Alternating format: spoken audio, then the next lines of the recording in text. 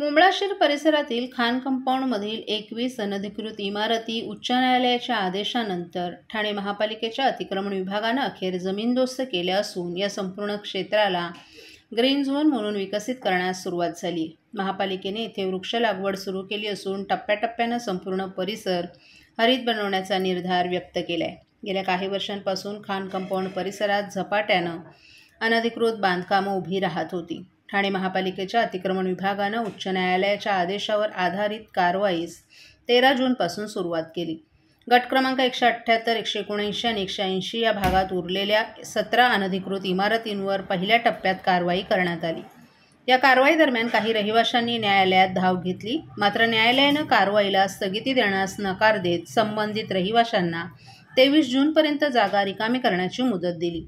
मुदत संपल्यानंतर उर्वरित इमारतींवरही कारवाई करण्यात आली आहे. कारवाई दरम्यान मूळ आकडेवारीत 17 इमारती असल्याचं नमूद होतं.